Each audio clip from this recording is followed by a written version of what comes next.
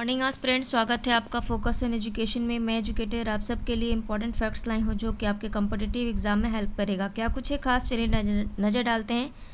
आज 15 अक्टूबर 2020 और first point क्या है, सुरक्षा कवच अभ्यास किस तरह का अभ्यास है। तो ये एक ज्वाइंट एंटी टेररिस्ट एक्सरसाइज है जो कि आर्मी और पुलिस के द्वारा किया गया। तो वो कहाँ की पुलिस थी, वो पुणे महाराष्ट्र में ये किया गया है, यानी महाराष्ट्र की पुलिस के द्वारा ये किया गया। तो ये पॉइंट इंपॉर्टेंट हो जा सकता है, आपके एग्जाम में पूछा जा सकता है कि सुरक्षा कवच अभ्यास कहाँ पर किया गया और ये किस तरह का अभ्यास है। तो दोनों पॉइंट याद रखिएगा कि ये महाराष्ट्र पुणे में हुआ और ये कैसा एक्सरसाइज है, तो एंटी टेररिस्ट एक्सरसाइज है जो कि आर्मी द्वारा कंडक्ट कराया गया। चलिए नेक्स्ट पॉइंट पे देखें, किसने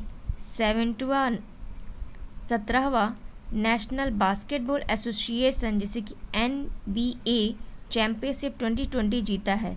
तो ये कौन है, लॉस एंजलिस मार्कर हैं। ये किसे डिफेंस किए, किसे हरा दिए, ये माइमी हीट को हरा दिए। तो ये पॉइंट याद रखिएगा, ठीक है। नेक्स्ट पॉइंट क्या है कि किसके द्वारा अर्थ सूट प्राइज लॉन्च किया गया। तो अर्थ सूट प्राइज जो है वो ब्रिटेन के प्राइम जो प्रिंस हैं विलियम प्रिंस और वहाँ के एक नेचुरलिस्ट हैं डेविस एटेनबॉर्न के द्वारा एक शॉर्ट अर्थ सूट प्राइज दिया गया, जिसमें कि आपसे अर्थ से रिलेटेड यानी आपके इन्वायरमेंट या क्लाइमेट से अच्छा जो उस पर परफॉर्मेंस करेगा, जो उसके सपोर्ट के लिए काम करेगा, उससे ये प्राइज़ दिया जाएगा, ठीक है।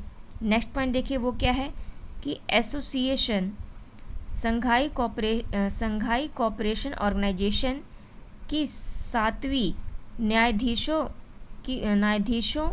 की बैठक हो रही है, न्यायाधीश मंत्रियों की बैठक हो रही है, यानी जस्टिस मिनिस्टर्स की बैठक हो रही है। तो भारत का प्रतिनिधित्व कौन करेगा, तो वो कौन करेंगे, रविशंकर प्रसाद के द्वारा ये किया जाएगा, ठीक है।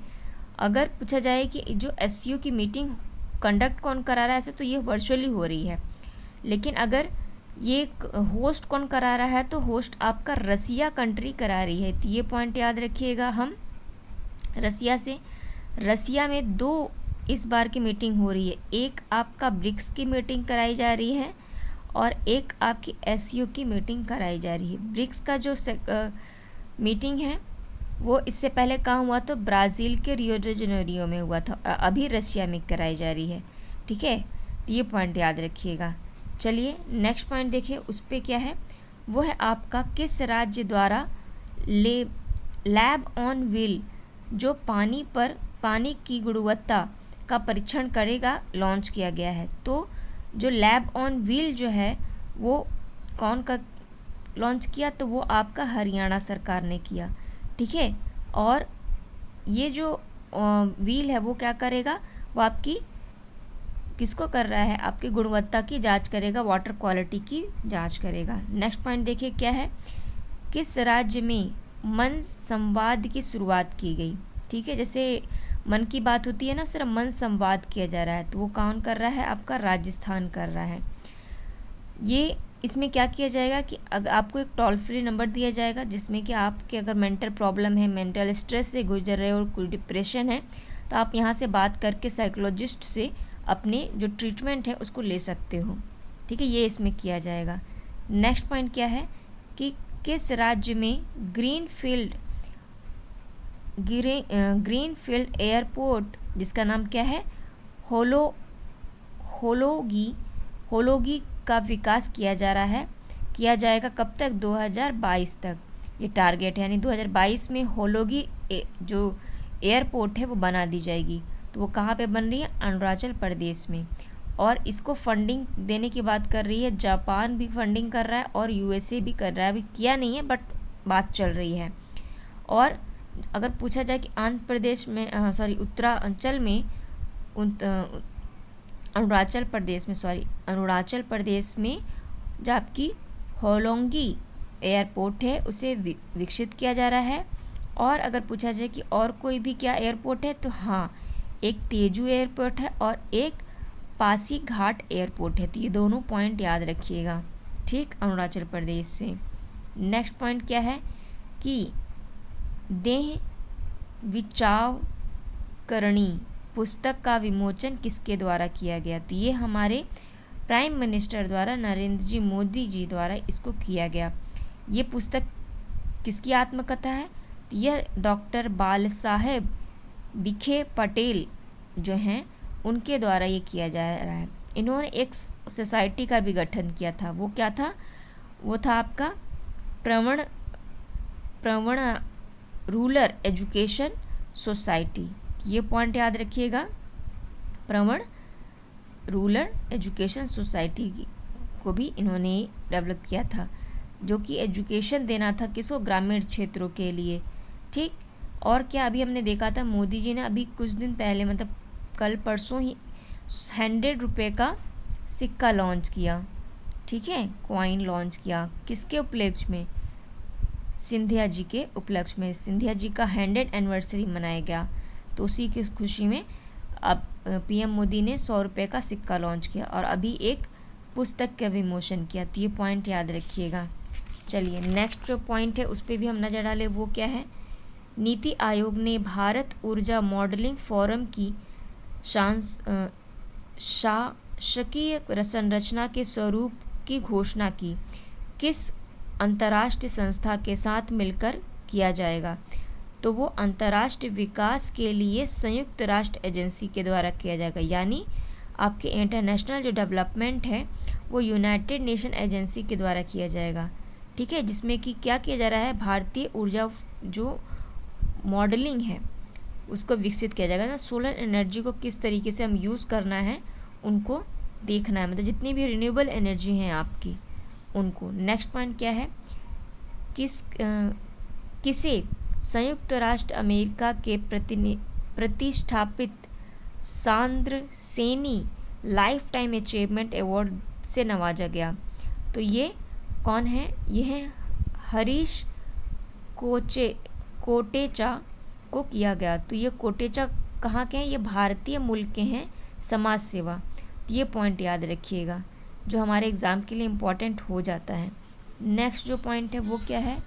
ये आपका है राष्ट्रीय कामधेनु आयोग ने एक राष्ट्रव्यापी कामधेनु दीपावली अभियान की शुरुआत की है।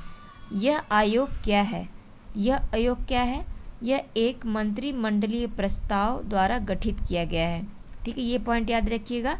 ये मंत्रिमंडल यानी कैबिनेट मिनिस्टर द्वारा एक प्रस्ताव लाया गया था, उसके अंदर इसका आयोजन किया गया, मतलब इसको गठित किया गया। अगर पूछा जाए कि आपका एक और क्वेश्चन बनेगा इससे कि राष्ट्रीय कामधेनु आयोग बनाया कब गया था? तो 2019 में इसका गठित किया गया था। और ये प्रेरणा कहाँ से लिया? तो ये गौ माया गणेश अभियान चलाया रहे थे उनके द्वारा। ये अभियान का नाम है गौ माया गणेश अभियान, जिसमें कि गौ माता को संरक्षण करना था। ठीक है, और जितने भी पशु हैं उनको संरक्षण करना था। और ये किस मंत्रालय के अंदर आता है? आपका राष्ट्रीय कामधेनु आयोग। ये आता है ministry of fisheries, animal husbandry and dairy के द्वारा, जो कि एक राष्ट्रीय गौकुल मिशन शुरुआत किया गया है। तो ये पॉइंट याद रखिएगा। नेक्स्ट पॉइंट देखें, ये पॉइंट इंपॉर्टेंट है हमारे लिए। ई संजीवनी कब लॉन्च किया गया? तो ई संजीवनी जो है वो 2019 में लॉन्च किया गया।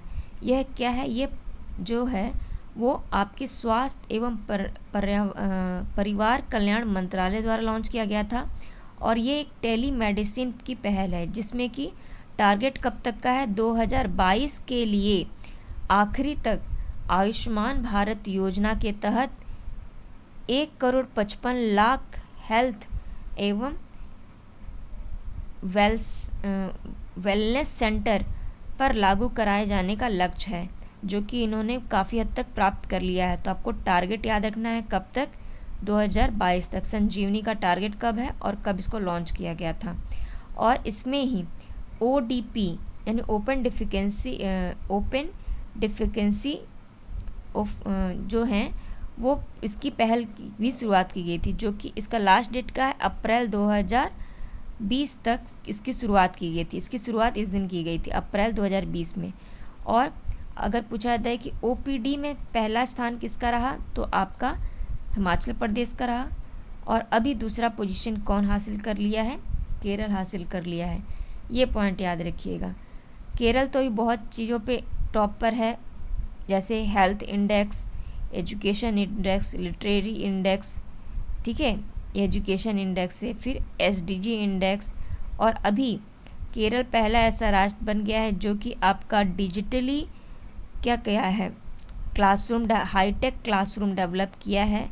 कहाँ पे? पब्लिक स्कूल में। ये पॉइंट याद रखिएगा। चलिए नेक्स्ट पॉइंट पर नजर डालें, वो क्या है? माउंट किलिमंजारो किस देश में स्थित है? तो ये तंजानिया में है। ठीक है, ये पॉइंट याद रखिएगा। माउंट किलिमंजारो कहाँ पे है? तंजानिया में है। ये न्यूज़ में क्यों आया वो ज़्यादा इंपॉर्टेंट नहीं है कि यहाँ के जो माउंटेन है उस पर आग लगी, बस क्या रीज़न था इसे पता नहीं चला, बट हाँ वहाँ आग लग गई है माउंटेन पे, तो ये इसलिए इम्पॉर्टेंट है माउंटेन। ये तंजानिया कहाँ पे है? तो अफ्रीका में है ये। और जो माउंट किलिमंजारो है वो अफ्रीका की सबसे ऊंची चोटी है, ये भी याद रखना है। और अगर पूछी जाए कि तंजानिया की राजधानी क्या है तो वो डोडोमा है, ये याद रखिएगा, डोडोमा इसकी कैपिटल है। और यहाँ पे और भी कई सारे वॉल्केनो पाए जाते हैं, जैसे कि एक डॉर्मेंट वॉल्केनो है, मतलब ये अर्ध सक्रिय है, हो सकता है सक्रिय, उसका नाम क्या है? कीबो। और एक एक्सटिंक्ट वॉल्केनो है। तो तीन वॉल्केनो की तीन कैटेगरी होती है, active, dormant and extinct. Active जो अभी भी सक्रिय हैं, डॉर्मेंट जो पहले वॉल्केनो इरप्ट होते थे लेकिन अब नहीं हो रहे हैं, ठीक है, और एक्सटिंक्ट में जो बिल्कुल ख़त्म हो चुके हैं, अब उसमें होने के भी आसार नहीं है। और एक्सटिंक्ट में अगर पूछा जाए तो वो कौन है? मावेंजी है और सिरा है, ये दोनों याद रखिएगा। ठीक है, चलिए नेक्स्ट पॉइंट पे ध्यान दें। भारत किस देश के साथ हिंद प्रशांत सहयोग के लिए हस्ताक्षर कर रहा है? तो अभी वो ताइवान के साथ किया है। ऐसा नहीं कि ताइवान पहला है, अभी हमने जापान के साथ भी किया, लेकिन अगर हाल ही में पूछे तो ताइवान के साथ किया है। ठीक है, अगर पूछा जाए ताइवान जो जापान के साथ हमने किस किस फील्ड में किया है, एक तो हिंद प्रशांत महासागर मतलब इंडियन ओशन कॉपरेशन सहयोग के साथ किया है, साइबर सेक्टर में किया है, और 5G टेक्नोलॉजी के अंदर किया है। अगर पूछा जाए एक और इम्पोर्टेंट पॉइंट है, जो ताइवान है वो कहाँ पे है? तो आपके साउथ चाइना सी है वहाँ पर लोकेटेड है। ठीक है, और ये चाइना जो दावा करता है कि ताइवान जो है वो इनका है, तो इनके अंदर आता है। और अगर पूछा जाए कि इन दोनों के बीच में एक स्पेस मतलब स्काई में एक लाइन ड्रॉ की गई है, काल्पनिक लाइन, उसको क्या कहते हैं? मिडेन लाइन। तो ये पॉइंट रखिएगा। जैसे कि आप साउथ कोरिया और नॉर्थ कोरिया को 38 पैलेट से अलग करते हो, इंडिया के अंडमान निकोबार को अगर देखोगे तो 9 डिग्री चैनल, 8 डिग्री चैनल है ना, इस तरीके से अमेरिका को देखोगे तो 48 डिग्री चैनल से अलग किया जाता है। ठीक उसी तरीके से जो चाइना और ताइवान जो है उसे मेडलाइन के द्वारा, इसका नाम है मेडलाइन, उसके द्वारा इसको अलग किया जाता है। ठीक, चलिए नेक्स्ट पॉइंट पे देखें। किस देश ने गेहूं की नई प्रजाति खोजी है? ठीक है, वो कौन है? वो आप सॉरी गेहूं लिख दिया, ये है अर्जेंटीना। ठीक है, अर्जेंटीना है, तो ये पॉइंट याद रखिएगा। इन्होंने और वो इसकी खासियत क्या है इस गेहूं की? ये सूखे में भी आराम से उग जाती है। ठीक, नेक्स्ट है कि गौ सत्वा कवच क्या है? तो गौ सत्वा कवच क्या है? ये एक चिप है। क्या करेगा ये? To reduce radiation from mobile handset, जो मोबाइल हैंडसेट से रेडिएशंस निकलते हैं उसको ये चिप जो है वो रिड्यूस करेगा, कम करेगा। उसका नाम क्या है? गौ सत्वा कवच। तो ये पॉइंट याद रखिएगा, हो सकता है आपके एग्जाम में पूछे कि क्या है गौ सत्वा कवच। ठीक है, नेक्स्ट पॉइंट है कि एग्जिम बैंक ने किसे $400 मिलियन लोन देने के लिए किस फील्ड में? तो निर्माण परियोजना के फील्ड में किया है। तो वो कहाँ पे है? मालदीव को किया। मालदीव को किंग्स आइलैंड के नाम से भी जानते हैं। ठीक है, तो ये पॉइंट याद रखिएगा, इम्पॉर्टेंट है। ठीक, मालदीव को। चलिए और क्या इम्पोर्टेंट पॉइंट है, कुछ और पॉइंट्स है उस पर भी नज़र डालें कि विशाखापट्टनम में भारतीय नौसेना के पूर्व बेड के परिचालक चक्र के सफल समापन पर इसका मतलब जो परिचालन किया गया था नौसेना का, कहाँ पे, विशाखापट्टनम में, इनके कंप्लीट हो गया। तो इस खुशी में एक फिटेड अवार्ड फंक्शन रखा गया 2020 का आयोजन किया गया। तो इसमें बेस्ट शिप अवार्ड किसे मिला, तो INS सहाद्री और INS कोरा को मिला। तो ये दोनों पॉइंट याद रखिएगा। नेक्स्ट पॉइंट क्या है कि रामानुजम पुरस्कार 2020 किसको सम्मानित किया गया, तो अभी रामानुजम पुरस्कार दिया गया, वो कौन है, साई इवरा है। साई इवरा ने एक नंबर थ्योरी दी थी, इसी के उपलक्ष्य में इन्हें रामानुजम पुरस्कार दिया गया। तो ये पॉइंट याद रखिएगा।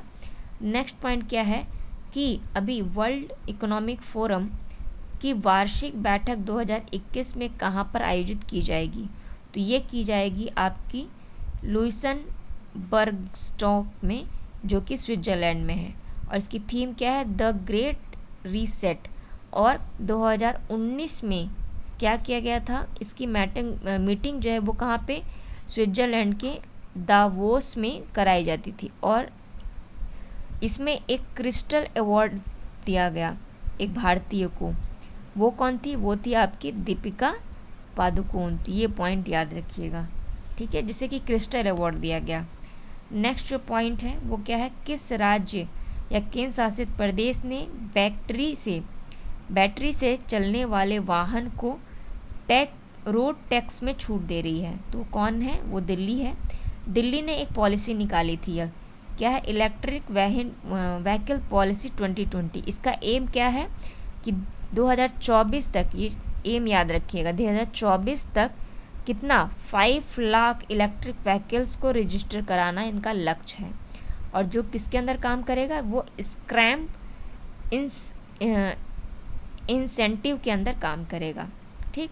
2024 में बोला जाए और किसका किसका लक्ष्य है, तो टैप वाटर का भी लक्ष्य है कि घर तक, सभी तक टैप वाटर कनेक्शन देना है 2024 तक।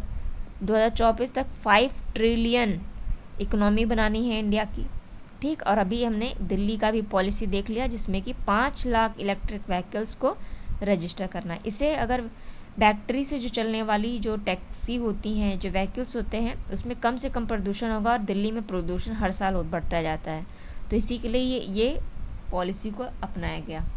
नेक्स्ट जो इम्पोर्टेंट पॉइंट है वो हमारे डे से रिलेटेड है। हम 14 अक्टूबर 2020 को एक डे सेलिब्रेट किए। उस डे का नाम क्या था, वो था वर्ल्ड स्टैंडर्ड डे, ठीक है। और हम इसको क्यों सेलिब्रेट करते हैं कि हम अपने स्टैंडर्ड को दिखाते हैं कि हम ह्यूमन बीइंग्स का क्या लेवल है इस वर्ल्ड में, ठीक है। और इसकी थीम क्या रही इस बार की 2020 की, तो protecting the planet with standards. या हम किस तरीके से अपने जो वर्ल्ड, अपने प्लैनेट को किस तरीके से हम प्रोटेक्ट कर रहे हैं, ये इसकी थीम रही। और इसमें जो वर्ल्ड स्टैंडर्ड डे है, इसको इस बार एक अवार्ड दिया गया, मतलब इसके द्वारा। तो वो अवार्ड जो है एक इंडियन को मिला, इसलिए डे इम्पॉर्टेंट हो जाती है। इस बार को वर्ल्ड स्टैंडर्ड डे का विनर कौन रहा, वो थी ज्योति बिस्ता। तो इनका नाम याद रखिएगा, ज्योति बिस्ता ने इस बार का वर्ल्ड स्टैंडर्ड डे में अवार्ड जीता है, विनर रही हैं। अगर इसका हेडक्वार्टर पूछेगा तो वो कहाँ होगा, आपका जिनेवा स्विट्जरलैंड में होगा। इसकी फॉर्मेशन 23 फरवरी 1947 को की गई। कहाँ पे, यूनाइटेड किंगडम लंदन में। ये कुछ इंपॉर्टेंट पॉइंट है डे से। आई होप आपको ये वीडियो पसंद आया। लाइक कीजिए, कमेंट कीजिए, शेयर कीजिए और अपनी फैमिली को बढ़ाइए। Thank you aspirant.